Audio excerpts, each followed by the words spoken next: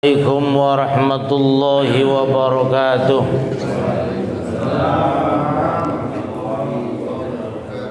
Alhamdulillahilladzi yassara tariqal ibadati lil ibad. Ashhadu an la ilaha illallah rabbul ibad wa ashhadu anna Muhammadar Rasulullah asraful ubad waz zuhad. Allahumma salli wa sallim wa barik ala sayyidina maulana Muhammad wa ala alihi wa ashabihi wa atba'ihi salatan zakiyatan bila nafad. Amma ba'du, fa yaqulu Allah ta'ala fi kitabihil karim, a'udzu billahi minasy syaithanir rajim. Bismillahir rahim. Wa ma atakumur rasulu fakhudhuhu wa ma nahakum anhu fantahu wattaqullaha innallaha syadidul iqab. Al-Hasyr ayat 7. Wa qala an-nabiy sallallahu alaihi wasallam ittaqillaha haitsuma kunta wa atbi'is sayyi'atal hasanata tamhuha wa khaliqin nas bi khuluqin hasan. Rawahu Ahmad wa Tirmidzi an Abi Dzarr. Shadaqallahul azim wa sadaqa rasuluhun nabiyyul karim wa nahnu ala dzalika minasy syahidin wasyakirin walhamdulillahi rabbil alamin. Jamaah sekalian dirahmati Allah Subhanahu wa taala, wabil khusus yang sama-sama kita hormati seluruh pengurus DKM Masjid Al-Muhajirin, para sesepuh, bini sepuh, tokoh masyarakat, para orang tua, para bapak hadirin, ibu-ibu hadirat, saudara-saudara sekalian rahimakumullah. Alhamdulillah, bersyukur kepada Allah kita semua masih dipertemukan oleh Allah dalam rangka pengajian rutin setiap hari Ahad subuh. Mudah-mudahan senantiasa Allah berikan kelancaran kepada kita semua, kemudahan kepada kita semua, keberkahan kepada kita semua, kebaikan, kesuksesan dan juga kemaslahatan di dalam hidup kita bersama-sama. Amin ya rabbal alamin. Salawat beserta salam senantiasa dihaturkan kepada junjungan Rasulullah Muhammad sallallahu alaihi wasallam, kepada para sahabat, keluarganya hingga umatnya sampai dengan akhir zaman. Mudah-mudahan kita semua termasuk umat beliau yang senantiasa insyaallah akan mendapatkan syafaatul uzma nanti pada hari kiamat. Amin ya rabbal alamin. Jamaah sekalian, pembahasan kita pada pagi subuh ini berkaitan dengan hadonah atau dibaca hidonah boleh. Al-hadonatu idza faraqa ar-rajulu zawjatahu wa lahu minha waladun fahiya ahaqqu bihadonatihi ila 7 sinin thumma yukhayyaru baina abawayhi fa ayyuhuma ikhtara sullima ilaihi. Hadonah atau hidonah adalah jika berpisah laki-laki dengan istrinya, pisah, walahu minha, dan baginya itu memiliki anak, fahiya ahaqqu bihadonatihi, maka istrinya lebih berhak untuk menjaganya ila 7 sinin, sampai dengan umur 7 tahun. Summa yukhayyaru baina abawaihi, kemudian setelah 7 tahun dia diminta untuk memilih antara kedua orang tuanya. Fa innahuma ikhtara sullima ilaih, apabila si anak itu memilih salah satunya maka diserahkan dia padanya. Penjelasannya seperti ini. Al-hadana bi fathil ha hiya ibaratun 'anil qiyami bihifdzi man la yumayyazu wa la yastaqillu bi amrihi wa tarbiyatihi bima yasluhuhu wa wafayatuhu amma yu'dhihi. Hadana adalah sebuah gambaran tentang penjagaan atau penegakan hak untuk menjaga orang yang belum tamyiz, orang yang belum paham tentang yang benar dan yang tidak benar. Wala yastaqilu, dan dia tidak bisa bebas melakukan urusannya dan pendidikannya, dan itu untuk kemaslahatan dirinya dan keberlangsungan hidupnya dari segala sesuatu yang mungkin akan mengganggunya. Wa hiya naw'u wilayatin illa annaha bil inath, aliqun li annahunna asfaqu. Dan ketika itu adalah anak yang masih kecil lebih membutuhkan kasih sayang dari perempuan, dari ibunya, sehingga dia lebih berhak, lebih memberikan kasih sayang kepada anak-anaknya ila tarbiyati, sampai dengan masa pendidikan. Wa asbaru 'alal qiyam biha wa ashaddu mulazamatan lil atfal wa mu'natul hadanati 'alal ab li'annahu min asbabil kifayah kan nafaqah. Dan ongkos atau biaya hidup daripada hadana itu diserahkan kepada bapaknya, karena itu termasuk beberapa sebab kecukupan di dalam nafkah. Artinya bahwa hadana atau dalam bahasa kitanya adalah adopsi anak, gitu maksudnya. Adopsi anak apabila, kalau gambaran dalam fikih ini adalah ketika orang tuanya bercerai, maka apabila anaknya masih kecil di bawah 7 tahun, maka dia adalah hak istrinya atau ibunya lebih berhak daripada bapaknya. Setelah 7 tahun dia boleh memilih, gitu. Tapi 7 tahun kemudian masih belum bisa memilih, ya diserahkan ke ibunya. Setelah balik dia boleh memilih antara ibunya dengan bapaknya, begitu. Tetapi pembiayaan hidup itu menjadi kewajiban bapaknya, begitu.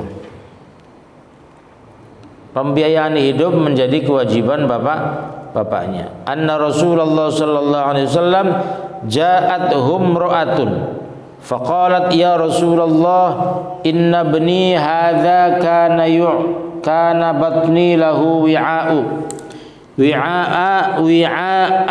wa saddi lahu siqaan wa hijri lahu hiwaan wa inna abahu talaqani wa arada an yanza'ahu minni.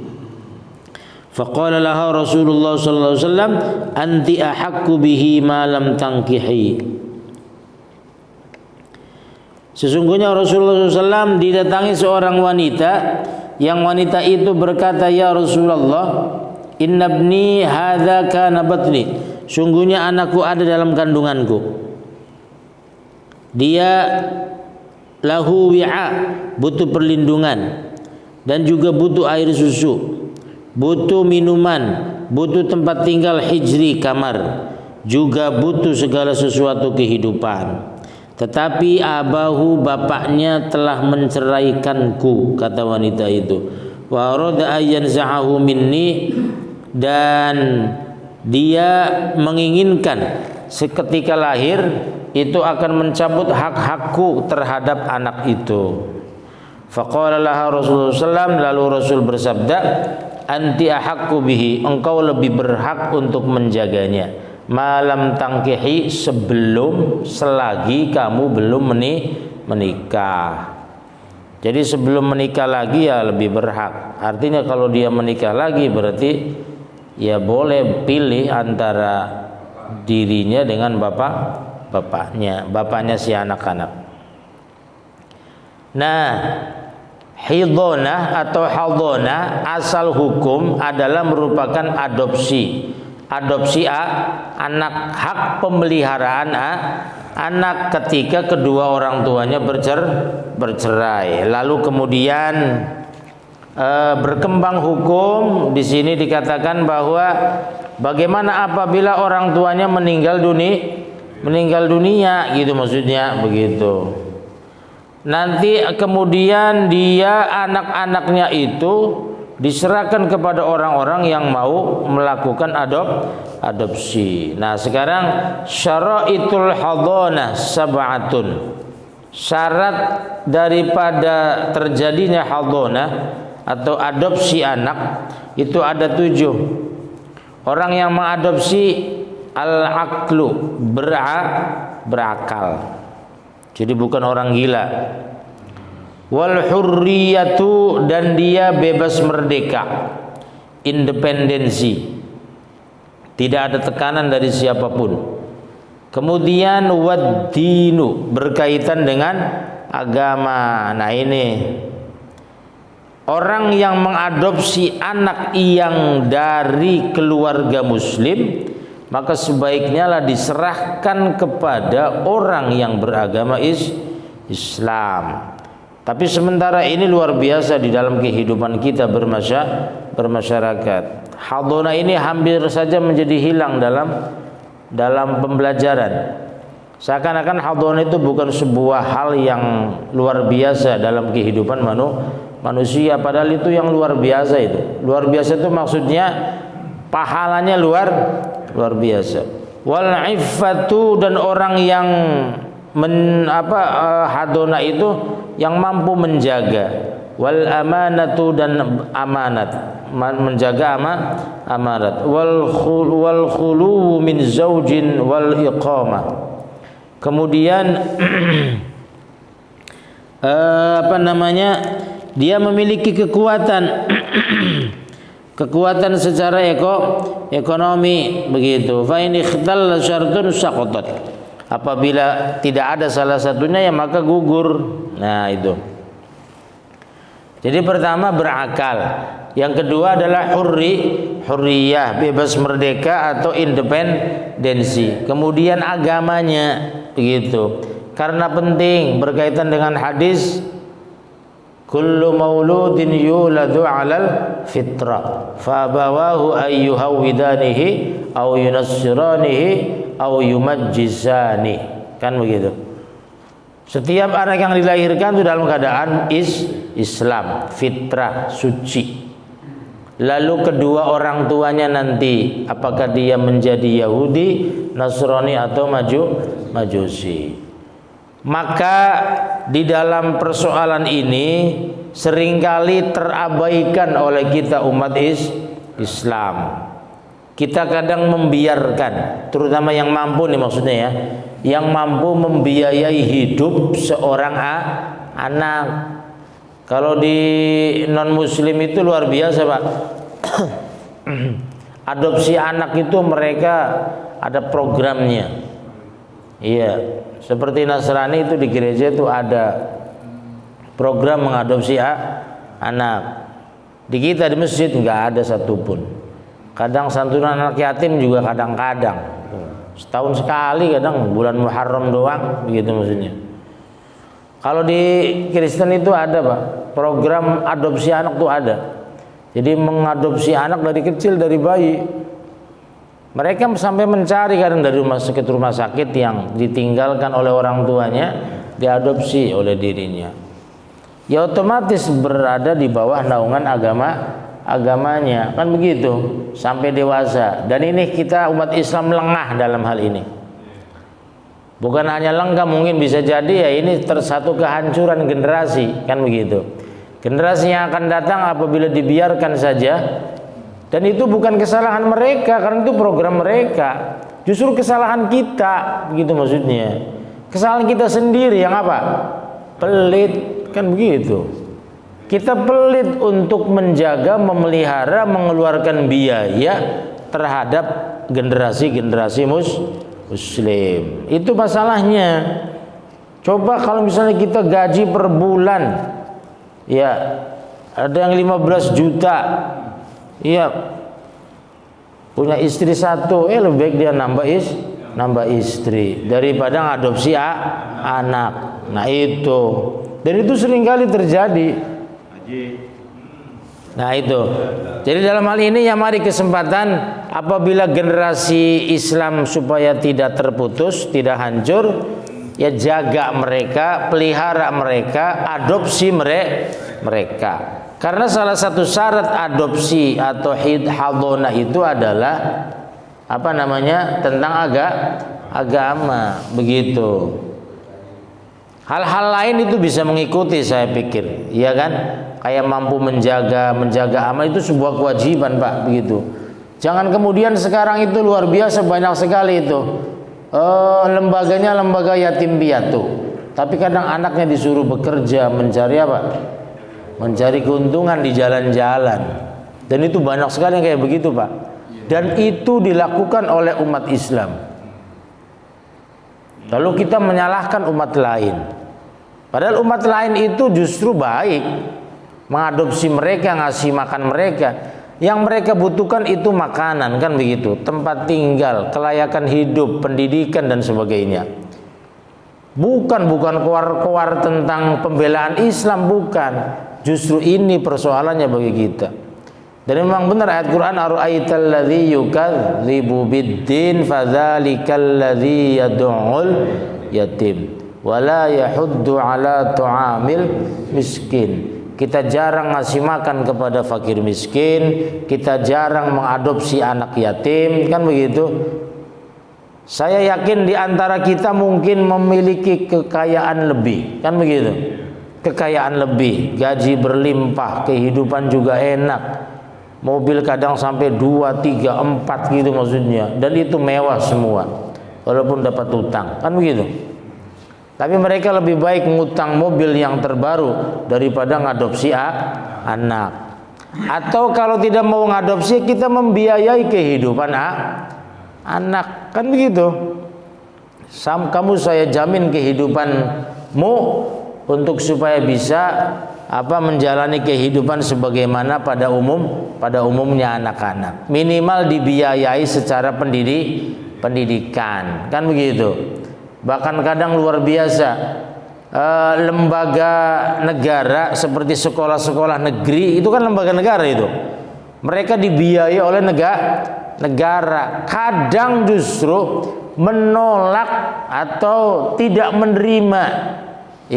menerima siswa yang dari anak yatim piatu atau dari yayasan.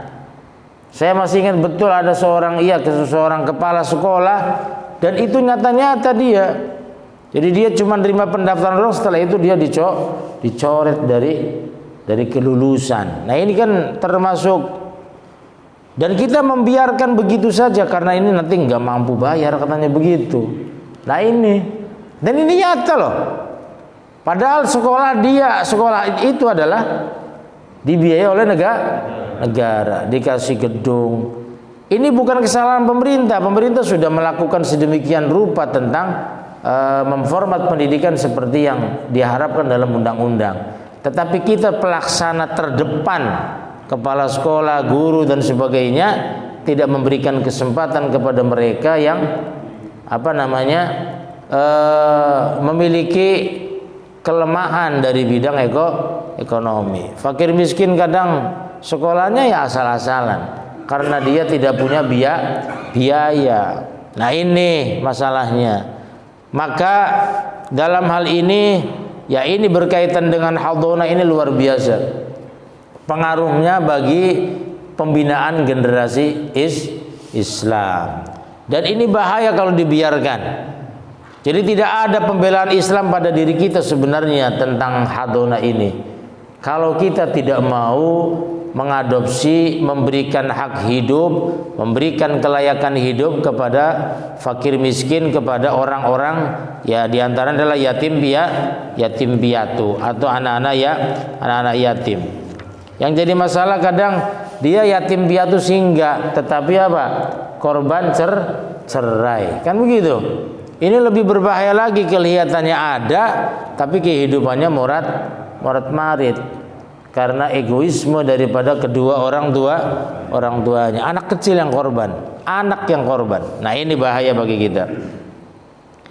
Maka sebaiknya lah dalam hal ini kita menegaskan di dalam dalam pembelajaran tentang Hadonah ini, ya kita harus bisa melakukan supaya tidak terjadi hal-hal yang tidak diinginkan terhadap generasi muda Islam.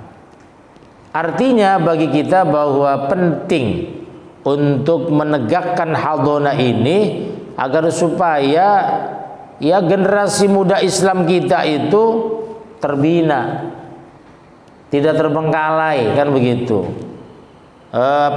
Pengembangan dirinya menjadi tanggung jawab kita bersama. Nah ini ya tidak mesti kita mengadopsi anak secara langsung, mungkin tidak mampu ya dengan cara lain, membiayai pendidikannya, menanggung SPP-nya, kan gitu maksudnya.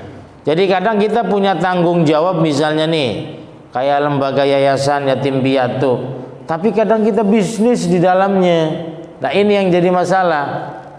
Anak atau anak yatim piatu jadi modal untuk mencari sumbangan ke sana kemari, padahal untuk memperkaya dirinya. Hak-hak anak justru sekolah, pendidikan, pakaian, makanan, tempat tinggal, kadang luar biasa dia tidak mendapatkan kelayakan. Nah ini kan bahaya. Nah ini ancamannya itu, kalau memang benar seperti itu, maka ma fi butunihim naro wa sayaslauna sa'ira. Maka di dalam perut-perut mereka itu adalah api neraka apabila kita makan hak anak yatim. Harusnya diberikan kepada anak-anak yatim, tapi justru anak yatim dipekerjakan. Termasuk makan anak yatim itu bukan berarti yang mereka yang punya yayasan saja, tetapi kita misalnya hidup berlebih, tetangga kita yatim piatu atau yatim, lalu kita membiarkan saja begitu. Ini bahaya, Pak.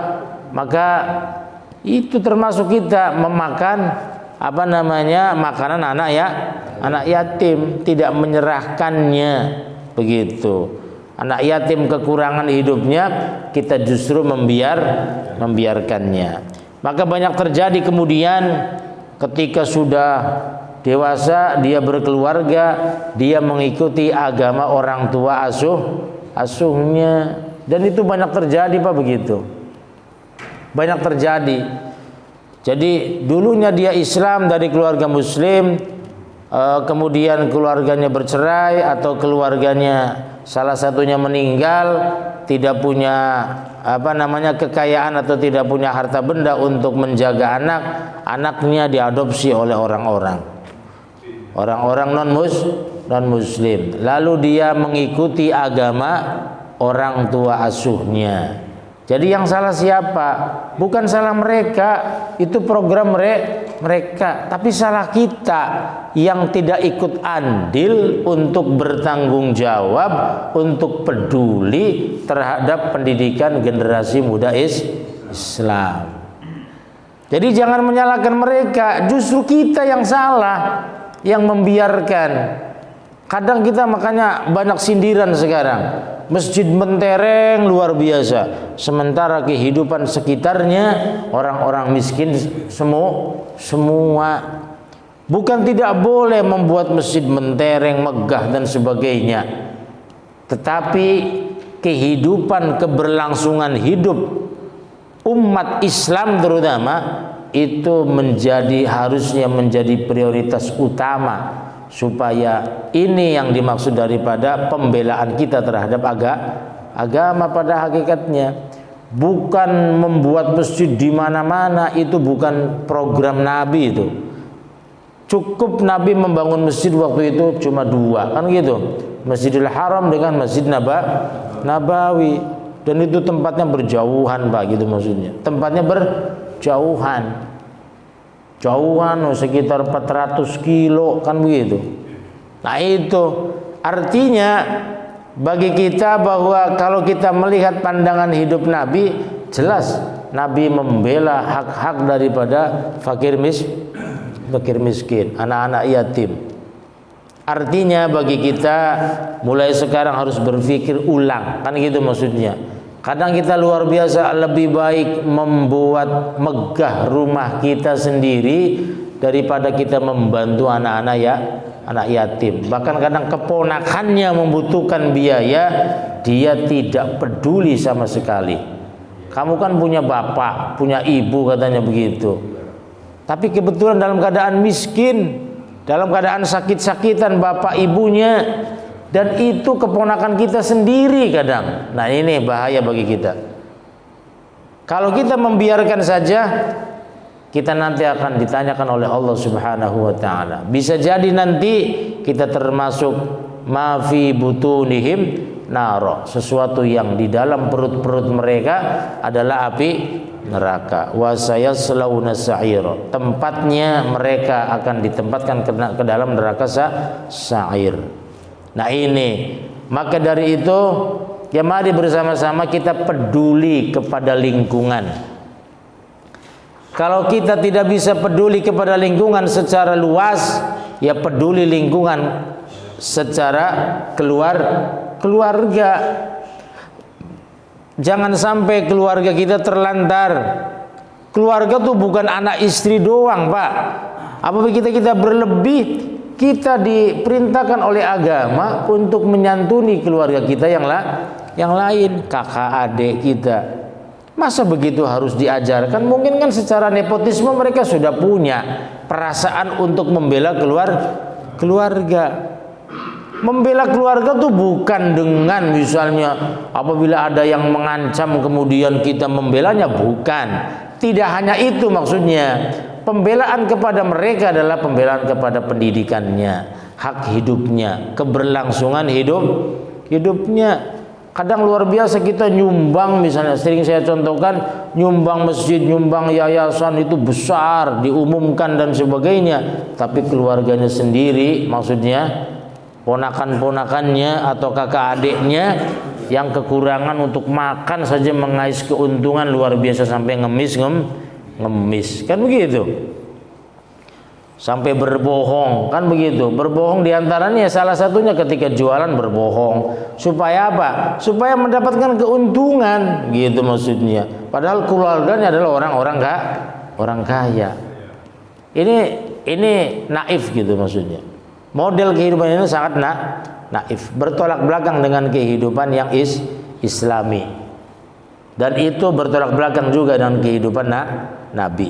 Nabi lebih membela kaum papa, kaum yang tidak punya daripada kehidupan dirinya. Kan gitu maksudnya. Ya memang benar bahwa Nabi ketika ada orang miskin seperti siapa tuh yang dia miskin yang baju itu cuma satu, ketika sholat juga gantian kan gitu dengan istrinya. Itu Pak Haji gambaran zaman para sahabat zaman dulu. Lalu ketika habis sholat subuh kan begitu, biasanya Nabi itu habis sholat subuh kan kayak taklim gitu, dan taklimnya di tempatnya masing-masing gitu maksudnya. Ya mungkin ya kalau dulu kalau sekarang istilahnya wiridan dulu. Setelah balik Nabi melihat ke jamaah ada yang kosong gitu maksudnya. Ini itu siapa? Itu pergi wahai Rasul gitu maksudnya. Kenapa dia pergi? Bajunya gantian dengan istrinya mau sholat. Jadi gambarannya kan begitu dulu itu. Ya. Artinya dan itu nyata gitu maksudnya. Lalu dikunjungi oleh Nabi, kamu kenapa? Ya begitu-begitu. Setelah itu Nabi berdoa, ya Allah berikan dia kekayaan. Kan gitu maksudnya. Berikan dia kecukupan. Ya. Dikasih modal, Nabi tidak hanya berdoa, kasih modal 2 ekor kambing. Kita kan cuma berdoa doang. Iya, kasih 2 ekor kambing kan begitu. Iya, setelah itu beranak jadi banyak. Iya, setelah dikasih kekayaan ternyata itu jadi jarang jamaah karena ngurusi kekayaan. Iya. Iya. Dia ngadu tadinya, wahai Rasul, doakan kami kan begitu supaya kami cukup hidupnya, tidak seperti ini kan begitu. Jadi mengeluh. Ya Nabi juga mendoakan sesuai dengan permintaannya, kan begitu. Orang melihat bahwa itu kehidupan yang memang sungguh tidak layak kan begitu. Ketika ketika lagi dicuci, berarti telanjang dua-duanya kan begitu. Bajunya cuma satu kan begitu. Ini luar biasa. Gantian jadi istrinya di dalam ya dia tidak pakai baju. Pak Haji menjadi bayangannya macam-macam. Kalau dulu itu yang namanya di dalam itu bukan rumahnya gedung kayak kita Pak Haji. Ya kadang cuma gundukan ini doang, batu-batu ditutup dengan kain karung karena di sana jarang hujan gitu maksudnya. Gitu. Jarang hujan.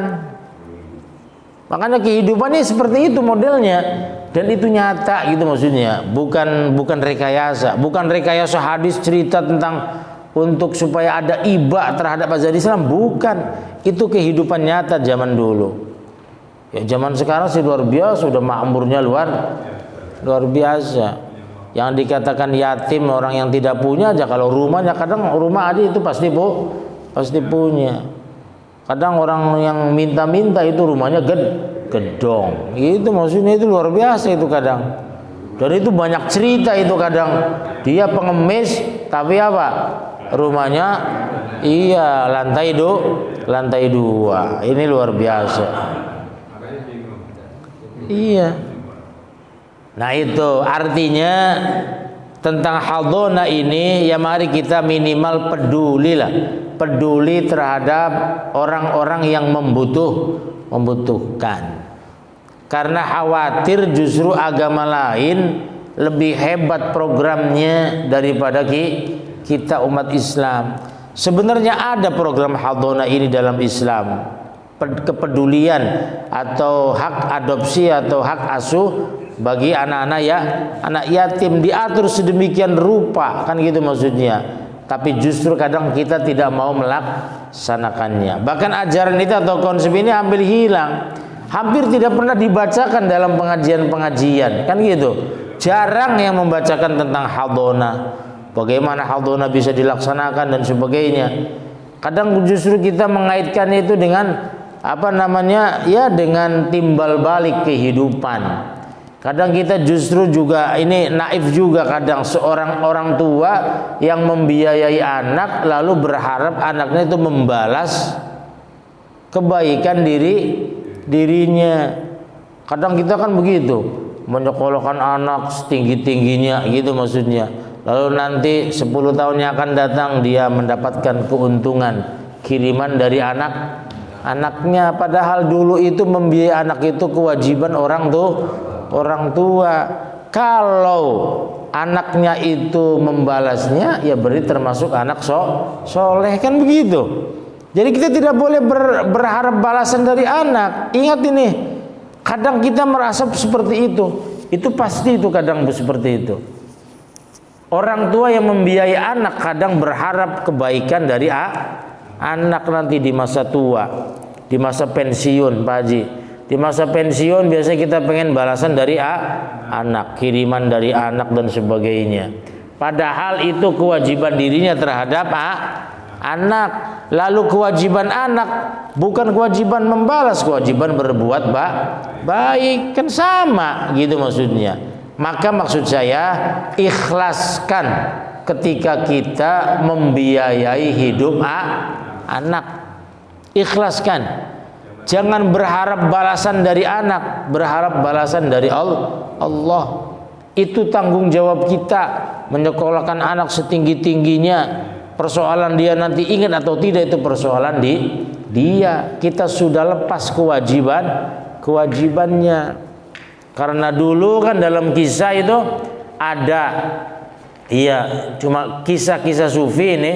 Ada orang tua yang lagi enak-enaknya di dalam surga, itu diprotes sama anaknya yang masuk neraka karena dianggapnya dia membiarkan tidak mendidik anaknya. Nah ini ketika konsep Mu'tazilah dengan konsep Asy'ariyah bertentangan tentang konsep antara masuk neraka dengan masuk surga, yaitu diantaranya. Jadi orang tua lagi asik-asiknya di surga, si anak protes kepada malaikat, wahai malaikat, kenapa engkau masukkan aku ke dalam neraka? Kan gitu maksudnya.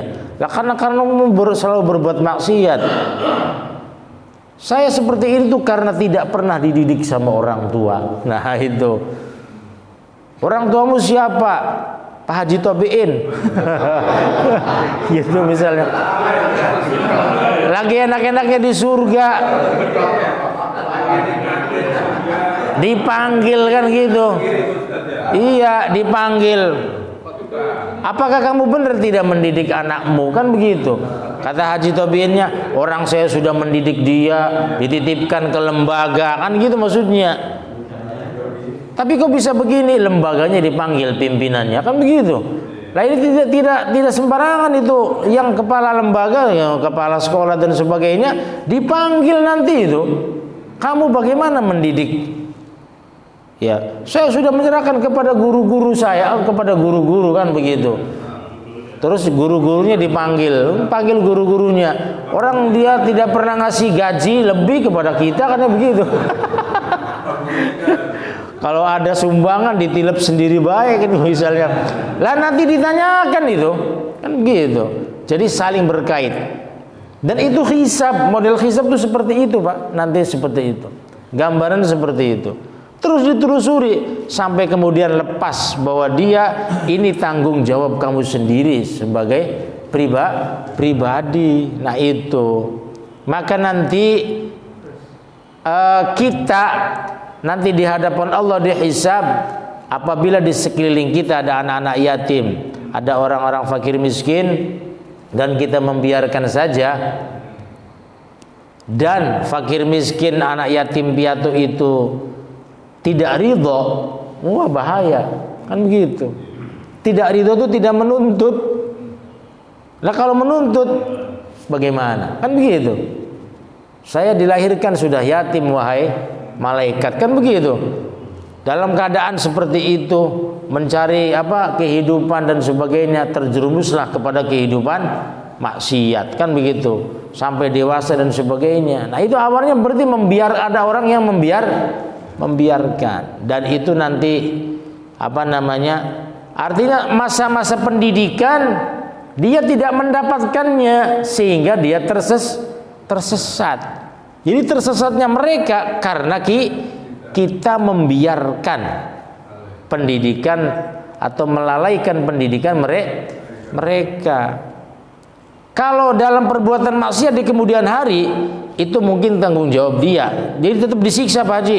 Si anaknya disiksa, orang tuanya juga disiksa karena tidak mendidik. Atau orang-orang kaya yang berada di lingkungan yang tidak peduli itu disiksa. Jadi masuk neraka semua dong kalau begitu. Iya. Artinya ini warning bagi kita, maksudnya. Warning bagi kita, ya kita tetap berharap akan rahmat dari Allah. Warning bagi kita minimal peduli kepada pembinaan generasi muda Islam. Karena di sini ada istilah hadonah, adopsi. Adopsi tidak hanya sifatnya fisik. Fisik itu maksudnya dia dari kecil dibina, dijaga, dipelihara, dibiayai, dihidupkan, dihidupi dan sebagainya. Tidak hanya itu, tetapi dalam konsep lain hadon itu diperluas hal-hal yang sifatnya kayak model membiayai pendidikan, memberikan kelayakan hidup, kan begitu, memberikan kesempatan. Ya satu contoh, kadang hal-hal yang kecil nih kayak seperti ada bantuan sosial kita dapat, tapi memang datanya yang dipakai adalah data lama yang dulu kita dalam keadaan miskin. Pemerintah kan tidak tahu, tidak ngecek langsung, kan begitu, tidak ngecek langsung di lapangan, sehingga yang terjadi kesalahan kan gitu. Kita sudah cukup tapi masih dapat bantuan. Orang punya mobil dapat bantuan gitu maksudnya, kan lucu kan gitu maksudnya. Sementara yang penjual cilok gitu tidak dapat, kan gitu maksudnya. Nah ini aturan kitanya tuh ngerti, tidak harus berantem. Orang namanya nama saya katanya begitu. Kadang kita kan ngotot seperti itu. Kita terima saja, lalu bantuannya diberikan kepada orang yang berhak menerima. Udah selesai. Kalau kita sadar diri tentang hal ini, itu insya Allah kehidupan di masyarakat kita aman-aman saja, tanpa gesekan yang berlebihan yang sehingga terjadi persoalan. Nah itu ya. Jadi minimal sadar diri lah. Gimana? Ya.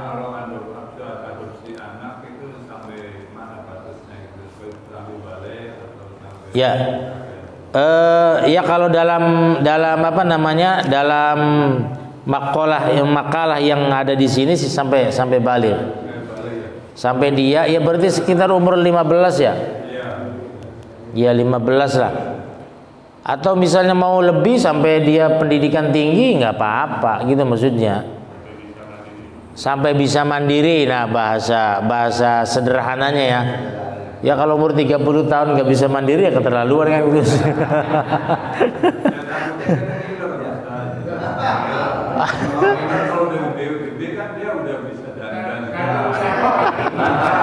Nanti dimakan sendiri gitu.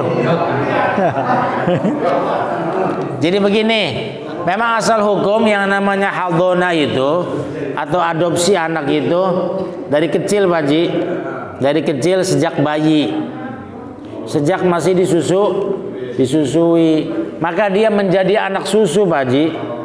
Kita nggak boleh menikahinya, nggak boleh.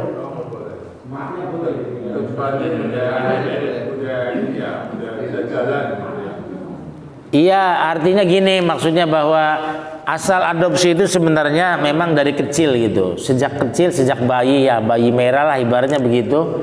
Kita adopsi, dia kan disusui oleh istri kita dan sebagainya. Maka dia menjadi anak susu. Nah, kalau anak susu sama dengan anak kandung, nggak boleh. Iya. Oh iya. Kalau emaknya mah jangan tanya Pak Haji. Iya. Iya. Ya cuma pertanyaannya Pak Haji masih bisa emang. Ya. Jadi istilahnya hadon itu asal hukum bahwa dia itu dari kecil gitu maksudnya. Nah, diperluas haldona sekarang versi modern kan gitu maksudnya. Versi sekarang itu ya kita membiayai hidup pendidikan mereka seperti beasiswa itu penting juga itu. Kalau bayi tabung maksudnya? Kalau bayi tabung itu biasanya begini Pak Haji. Bayi tabung itu yang saya tahu, jadi yang diperbolehkan dalam Islam itu sperma laki-laki dengan perempuan itu disatukan di sebuah tabung. Lalu ketika sudah ada tanda-tanda kehidupan, maksudnya tuh, jadi dari umur sekian minggu ya, sekian minggu itu sudah bisa layak hidup, kemungkinannya bisa jadi manusia, dia disuntikkan lagi ke rahim dari si ibunya, si istrinya gitu. Itu yang diperbolehkan dalam fikih ya, yang seperti itu. Kalau yang dimutlak nggak boleh itu ya, ketika saya membahas tentang itu musyawarah dalam satu musyawarah kubro di pondok-pondok itu dulu itu, kalau spermanya bukan sperma sperma suami nggak boleh gitu maksudnya gitu. Iya, jadi dititipin dulu di tabung beberapa minggu, yang kemudian secara medis itu bisa hidup, dia diambil kemudian dimasukkan ke rahim istrinya. Karena kadang kan rahim itu tidak kuat untuk menjaga itu kan begitu. Jadi memang diambil dari sperma laki-lakinya suaminya, bukan orang lain gitu maksudnya. Kalau orang lain itu haram mutlak gitu maksudnya begitu. Jadi emang kayak inseminasi sapi itu biasanya begitu kan? Ya kalau sapi sih binatang sih nggak usah nikah juga nggak apa-apa kan gitu maksudnya. Langsung kawin, langsung nyemplak Pak Haji. Kalau orang itu harus menikah resmi kan begitu. Jadi memang bedanya kita dengan binatang ya itu tadi salah satunya menikah. Dan itu dengan syarat memang secara medis si kedua orang tua ini tidak bisa tidak bisa mengandung atau tidak bisa anak kecuali dengan cara itu begitu. Kalau dengan cara lain bisa ya nggak boleh, maksudnya kayak model ganti pasangan ya silakan. Nah itu maksudnya dicoba ganti pasangan tuh karena mungkin salah satunya tidak bisa nganakin kan gitu. Itu ya boleh berdasarkan kesepakatan keduanya.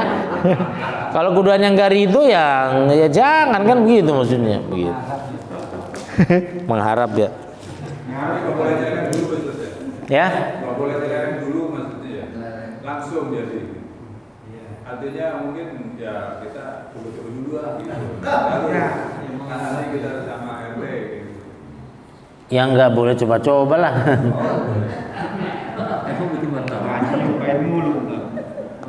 Ntar nyobain mulu emang jualan coba. Iya. Itu ya tentang hadonah. Demikian mungkin beberapa hal yang bisa disampaikan. Sudah suruk belum? Sudah ya? 5 menit lagi atau enggak? Jam 6. Demikian mungkin beberapa hal yang bisa disampaikan, kurang lebihnya mohon maaf. Insya Allah kita ke depan bahas tentang kurban ya, karena sebentar lagi Idul Kurban. Terima kasih. Wal afu minkum wa ufawdu amri ilallah subhanakallahumma wa bihamdika asyhadu an la ilaha illa anta astaghfiruka wa atubu ilaik. Assalamualaikum warahmatullahi wabarakatuh.